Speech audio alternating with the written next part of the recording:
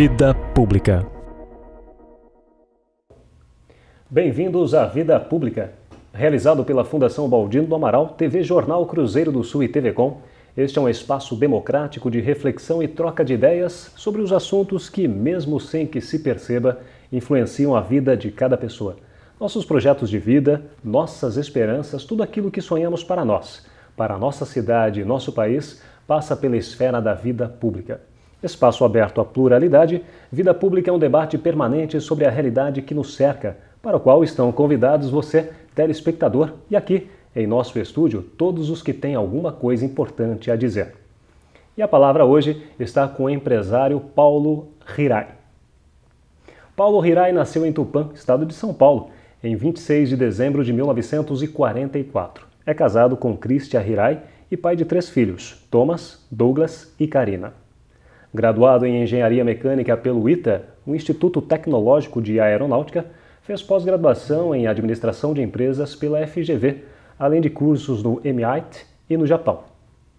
Sócio-diretor da Santicorp, uma empresa de gestão de saúde que fica em São Paulo, Paulo Hirai é também presidente da RAIDA AOTS do Brasil, um instituto sem fins lucrativos voltado ao desenvolvimento de executivos brasileiros e que também fica em São Paulo. Paulo, seja muito bem-vindo ao Vida Pública de hoje. Muito obrigado. Paulo, nós sempre começamos o programa Vida Pública falando um pouco da história do nosso entrevistado, aguçando um pouco o interesse do telespectador.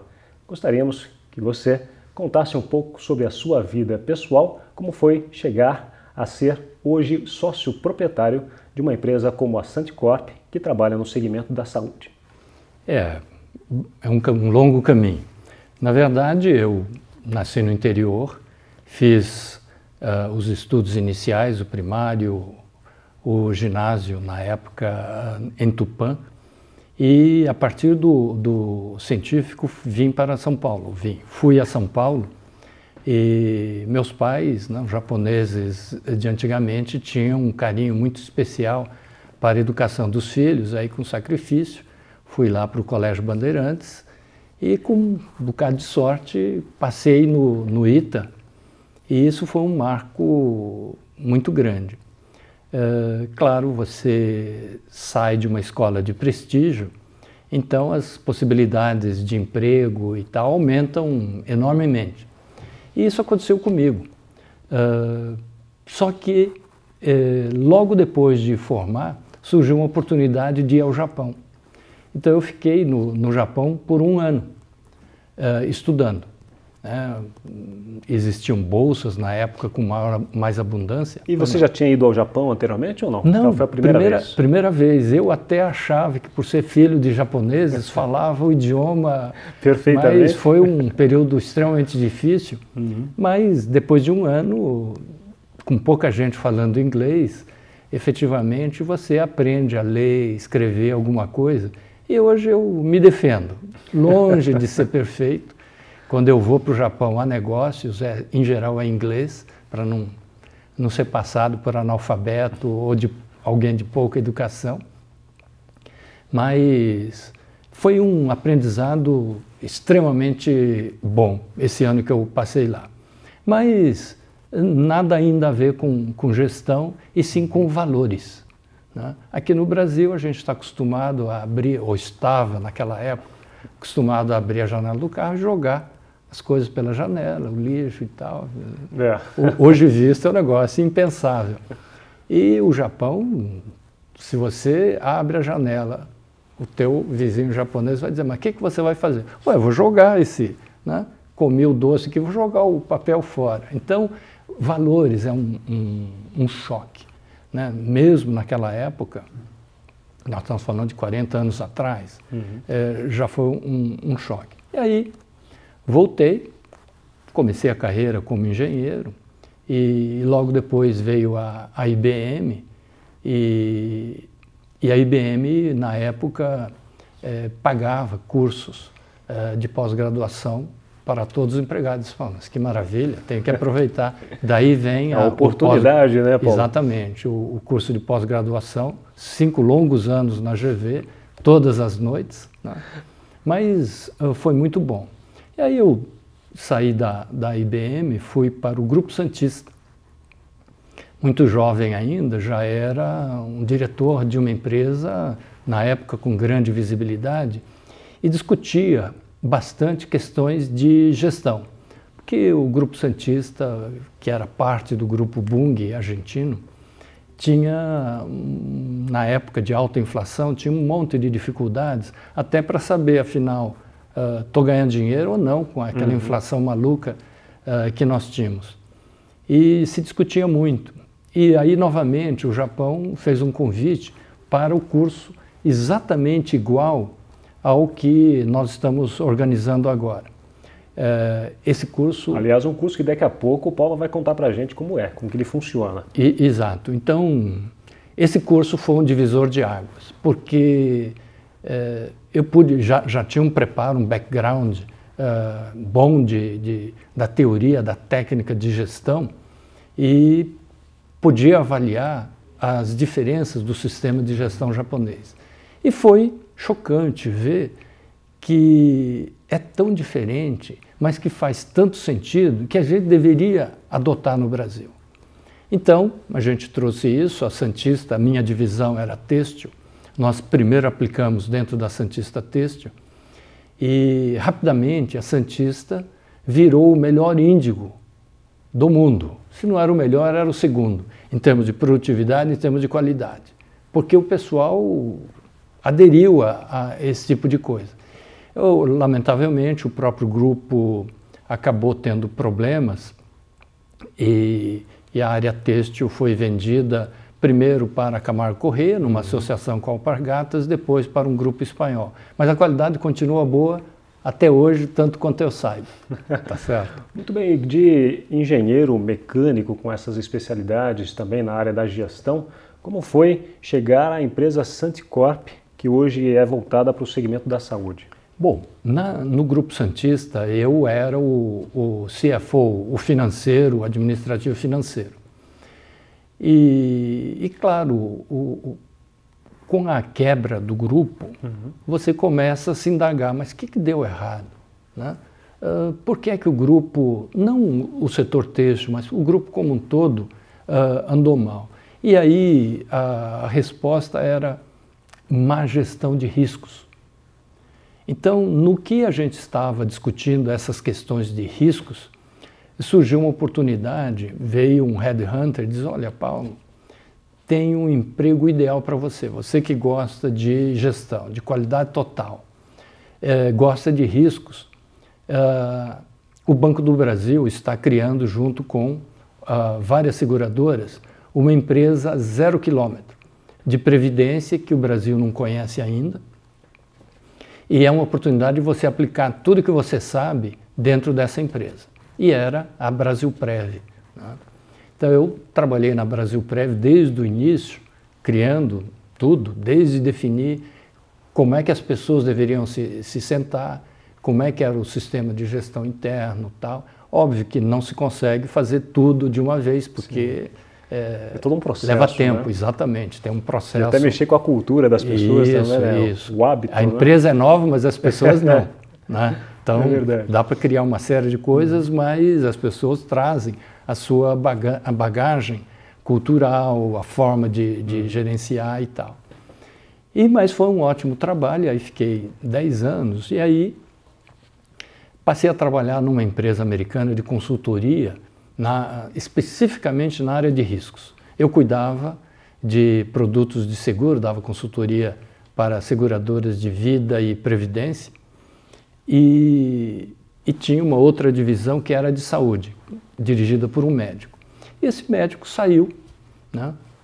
Outros interesses, tal, saiu, e os americanos, a empresa era americana, chegou e disse, olha, Paulo, você não pode tocar os dois? Não, um negócio de vida vai muito bem, então, por favor, ajuda aqui na área de saúde. E para mim foi uma descoberta, porque em saúde tem muitas coisas erradas, enquanto que em vida e previdência, eu diria, já inventaram quase tudo. Em saúde está tudo por fazer e o que está feito precisa ser melhorado, desde os fundamentos básicos de um plano de saúde. tá certo? Então hoje, para dar uma ideia, um plano de saúde ganha com a doença e não com a saúde. E a gente precisa criar um modelo que privilegie a saúde das pessoas, né? Tratar com hábitos alimentares, atividade física, voltar aos primórdios do ser humano, né? Comer pouco, enfim. E isso é fascinante, trabalhar com isso. Aí eu acabei ficando nessa área. Como consultor, atendia muitas empresas e a gente via, disse, puxa, tem um problema seríssimo aqui. E aí nós criamos a nossa empresa Santecorp, fundamentalmente percebendo que o mundo da saúde tem muitos desperdícios. O sistema é mal bolado. Então, os desperdícios estão na ordem de 40% ou mais. Vale aqui dizer que nos Estados Unidos o Congresso americano estima que lá, com todo o rigor da lei que eles têm e tal, com a tradição maior que tem, o Congresso estima que o desperdício no sistema de saúde americano é da ordem de 1/3, 33%. E o nosso modelo copia fundamentalmente o modelo americano. E aqui, como nós somos mais espertos, tal, o desperdício é um pouco maior, né? Então, isso que nos faz, e nos fez criar a Santecorp para ajudar quem paga a conta, no nosso caso, as empresas, que hoje 3/4, 75% da conta da saúde suplementar é pago pelas empresas. Então, a essas que nós ajudamos a se defender contra a forma de ser da saúde atual. E como veio o Instituto Raida? Bom, então, logo após a minha segunda ida ao Japão, eu fiquei tão grato por ter aprendido alguma coisa que realmente marcou. Eu falei, puxa, isso precisa ser divulgado no Brasil. E comecei a trabalhar pelo Instituto aqui no Brasil, e eu era no início diretor técnico. Passei 8 anos como diretor técnico dessa instituição e fazia palestras.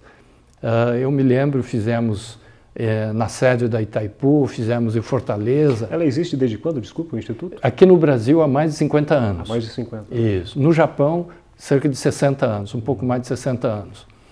E então, isso é uma mensagem que tem que ser transmitida. E consultores famosos hoje, muitos passaram pela Raida, na época a OTS, no Japão. Porque mesmo a JUSE, que tinha os conhecimentos, não tinha a infraestrutura para receber gente do Brasil ou de outros países para treinamento. E a OTS é que propiciou, então, a disseminação através da sua infraestrutura, e nós temos a alegria de dizer que demos uma grande contribuição ao movimento da qualidade total, à melhoria da gestão, e aí tem empresas notáveis como a Santista Têxtil, o Grupo Gerdau, não diretamente, claro que cada um com seus consultores,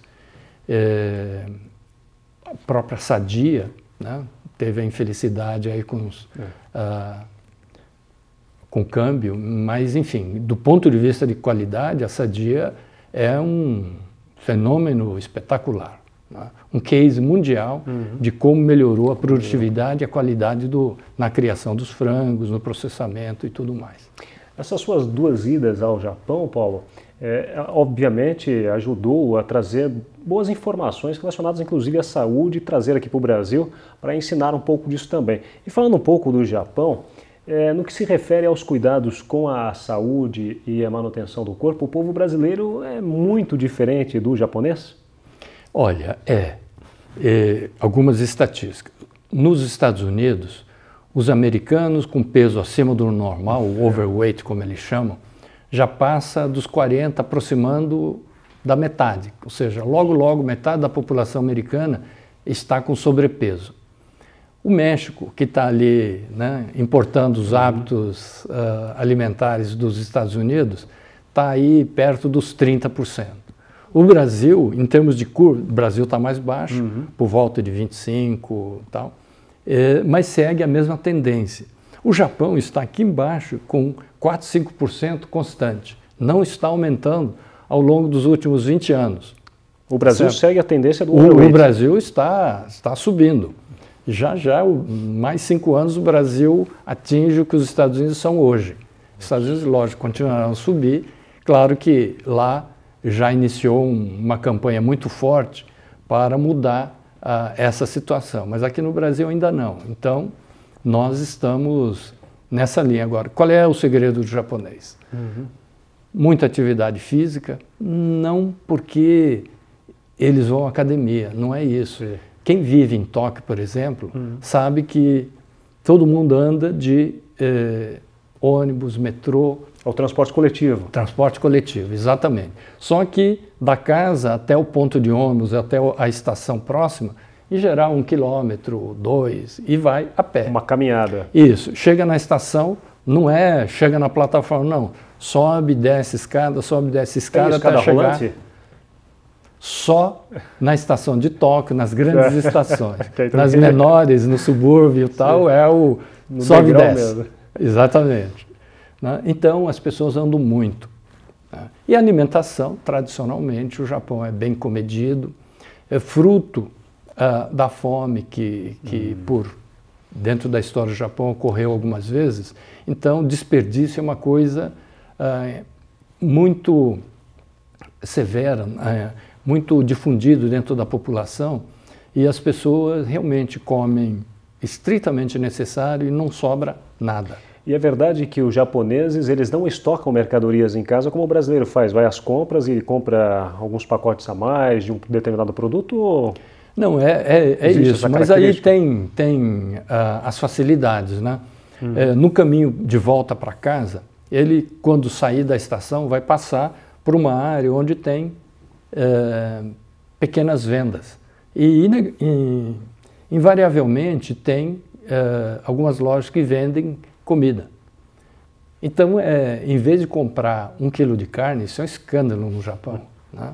Tem visita hoje, vou comprar 200 gramas, tá certo? Então, já a população condicionou a poder comprar praticamente todo dia, se quiser. Então, não há necessidade de estocar. E tem outra razão, as casas no Japão, o problema de espaço é terrível, as casas são muito pequenas. Não dá para pensar ter 2 geladeiras com freezer, né? Dentro de casa, do cidadão normal. Então, nem dá para guardar muita coisa na geladeira. Essa que é a verdade. Então, criou-se o hábito de comprar um pouquinho a cada dia. Tá? E o que os brasileiros podem aprender com os japoneses? Em termos de hábitos, veja, o Japão é um país extremamente sério. Essa questão ética e tal, é difícil transplantar. Tem todo um condicionamento histórico e tal. Mas em termos de faça o que fizer, faça bem, leve sério e melhore sempre, isso está embutido lá. E isso é transplantável. E a teoria é fascinante, porque toda vez que o ser humano, né, sai de uma situação por esforço próprio para melhorar, qualquer que seja a condição, ele próprio fazendo o esforço para melhorar, gera um grau de motivação enorme. Essa é a essência da gestão japonesa, que permeia do presidente ao mais humilde trabalhador. Então, quando toda a população está embutida no esforço de melhorar a si mesmo, melhorar o seu entorno, melhorar a sua cidade, o seu bairro, o país vai para frente, tá certo? E eu acho que essa é uma das características importantes que o sistema de gestão japonês adotou para si. E é por isso que agora o Paulo vai comentar a respeito do curso, um programa de gestão estratégica para executivos brasileiros que vai acontecer agora, entre o dia 5 e 18 de março deste ano, de 2014, em Osaka, no Japão. O que é esse curso, Paulo? Bom, esse é um curso para altos executivos. O público-alvo são donos de empresas, né? presidentes e diretores com responsabilidade pela condução estratégica de suas empresas. O que é que se vai ver nesse curso?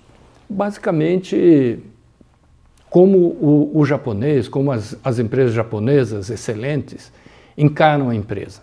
O que é a empresa? Qual é a missão? Né?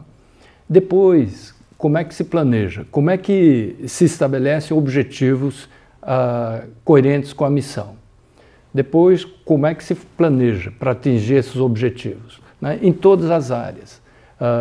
Planejamento geral, marketing, produção, vendas e tudo mais. Para cada área tem a forma japonesa de fazer, que é difícil dizer também, existe um padrão único para o Japão inteiro. Não existe. Mas a parte essencial será coberta por esse curso. E isso é muito interessante porque, se me permite, deixa eu voltar um pouquinho atrás na história. O Japão do pós-guerra era um país quebrado. E o general MacArthur, o interventor das forças americanas no Japão, comandante supremo, né? Ele podia decidir qualquer coisa e estaria bem. Ele rapidamente percebeu que o vencedor estava num dilema terrível. A continuar a situação econômica do Japão na época, rapidamente ia se chegar a uma situação em que milhões iam morrer de fome, ou os vencedores americanos teriam que pôr muito dinheiro para comprar alimentos, porque o Japão não conseguia receitas com as exportações suficientes para importar alimentos. O Japão nunca foi autossuficiente na produção de alimentos, nunca nos tempos modernos. Então, ele tomou a seguinte decisão: vamos ver o que está errado aqui no Japão e trazer as melhores cabeças, os melhores talentos americanos para consertar as empresas japonesas, para que elas pudessem exportar mais. E ele trouxe, então, pessoas como o professor Deming, Juran e outros, que são os criadores do movimento da qualidade total, de gestão pela qualidade total. E os japoneses, numa total falta de opções, estudaram isso a fundo, adotaram e aperfeiçoaram. E logo em seguida vem o fenômeno do semicondutor, né? Os americanos inventaram o transistor de germânio e não sabiam muito bem o que fazer com isso, até porque era muito difícil na época produzir um transistor. Mas venderam os direitos para os japoneses sem entregar o processo. E os japoneses começaram a produzir isso e viram como uma grande oportunidade, inicialmente com o radinho a pilha. Foi um sucesso internacional enorme. Fez a Sony, né? A Sony era conhecida pelo radinho a pilha. Só que de cada 2 transistores que se fazia à época, um saía com defeito, ou na solda, ou na junção, ou no encapsulamento, enfim. E o sistema de gestão do professor Deming é que permitiu atacar as causas fundamentais de cada um desses problemas que existiam. Isso deu uma alavancagem enorme às empresas japonesas como a Sony, a Panasonic, a NEC, Hitachi, Toshiba, e que os americanos ficaram para trás. Inventores do transistor não sabiam fazer, né? E os japoneses dominaram essa tecnologia. E claro, na sequência veio o circuito integrado, onde a qualidade era muito mais crítica. E surgiram outras empresas. A IBM sempre foi uma empresa excelente na área de semicondutores, até porque precisava para fazer os computadores. Só que a conexão embaixo, na hora que o circuito virou integrado, milhares de transistores, então imagine a conexão embaixo. Não dava para fazer num nível só, numa camada, e precisava fazer múltiplas camadas. E a conexão foi desenvolvida por outra empresa japonesa chamada Kyocera, que fazia cerâmica com furinhos dentro, né, para fazer a conexão. Então, uma série de empresas como essas foram surgindo, beneficiadas pelo sistema de gestão japonês. Então, o que o governo japonês, depois que enriqueceu, e já nos anos 60, passou a fazer foi disse, olha, o Japão ficou rico, temos que ajudar os países que não desenvolveram. Agora, o que fez o Japão rico? Não foi tanto a tecnologia, foi o sistema de gestão que permitiu o avanço da tecnologia. Então é isso que o Japão passou a fazer através do sistema Haida OTS, levando executivos do mundo inteiro para serem treinados nesse sistema de gestão japonês. Há 20 anos atrás, um pouco mais, eu fiz esse mesmo curso no Japão. Claro que o curso evolui, mas é o mesmo nome, é o mesmo modelo, mesmo modelo, claro, com os avanços incorporados aí do que houve de melhor nesses últimos 20, 25 anos. E Paulo, quem pode fazer o curso, quem pode participar do curso, de que forma qual é o custo e qual a duração do curso também? O curso será de 5 a 18 de março do ano que vem, 2014. Uma época boa, já o inverno terá chegado praticamente ao fim, né? Começa aí a primavera, com um pouquinho de sorte, se o tempo ajudar, dá para ver o sakura florir ali em Tóquio, né? Talvez em Tóquio não, Osaka que começa antes, é mais ao sul, esquenta um pouquinho antes. Mas o curso, então, são 13 dias, 2 fins de semana no meio. O curso é assim, aulas teóricas, né, conceituais, e visita a empresas que praticam aqueles conceitos em um nível de excelência, para que os alunos possam interagir com seus pares japoneses e entender, primeiro para São Tomé, ver, funciona mesmo, vocês estão usando essas coisas, e discutir como era antes, como está, e o futuro como vai ser, um problema aqui, um problema lá, como é que foram resolvidos. Então existe essa possibilidade e isso tem feito o curso um dos mais bem avaliados dentro dos que a Haida OTS oferece. E como o executivo interessado faz para participar do curso? Bom, nós pedimos a ajuda do CIESP de Sorocaba para divulgar isso. Então, nós fizemos uma divulgação. Claro que um executivo, ou dono de empresa, é extremamente culpado. Muitos deles sequer vão ter tempo de ler esse material. Mas é uma oportunidade extraordinária. Eu sou uma prova viva. Em termos de carreira de executivo, eu vejo a minha turma do ITA.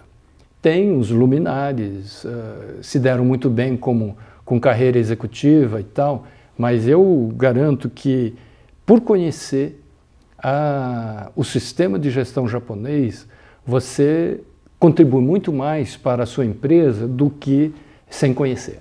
E quanto custa o curso? Existe algum custo? Existe. O curso é bastante subsidiado pelo governo japonês. Nós estimamos em cerca de R$12 mil, tudo incluído. Inclui passagem, obviamente, classe econômica. Né? O upgrade é possível por conta própria. A hospedagem no centro de treinamento da OTS em Osaka, alimentação, viagens internas para visitar a empresa, está tudo incluído. Domingo o centro fecha, então o restaurante do centro fecha. Então você recebe um dinheirinho para comer, alguma coisa fora. Ou seja, absolutamente tudo coberto. Claro que as pessoas vão levar um dinheirinho para comprar um presentinho, né? Algum eletrônico que só tem no Japão. Cuidado que, às vezes, o sistema japonês de televisão não é compatível com o nosso, mas enfim, isso lá o pessoal já está escolado. E Paulo, tem algum site ou telefone para outras informações? Temos. Esse curso está no site aotssp.com.br. Esse material está disponível. Se quiserem, o meu e-mail é p.irai, H-I-R-A-I, @aotssp, SP de São Paulo, .com.br. né? É só mandar um e-mail e eu mando o prospecto, a ficha de inscrição, enfim. Está o pacotinho prontinho. Prontinho. Então é só embarcar, não é verdade? Paulo, muito obrigado pela participação no Vida Pública de hoje. Muito obrigado. O Vida Pública de hoje conversou com o empresário Paulo Rirai, sócio-diretor da Santicorp e presidente da Raida AOTS do Brasil. O programa Vida Pública pode ser assistido no canal de vídeos do portal Cruzeiro do Sul em www.cruzeirodosul.inf.br, na TV Com, canal 7 da NET, TV Votorantim, canal 10 e TV Comunitária, canal 3 pela Supermídia. Agradecemos também a participação da nossa equipe de produção, o diretor de produção José Carlos Finez e o editor-geral Ednilson Jodar Lopes. O Vida Pública de hoje fica por aqui. Até o próximo.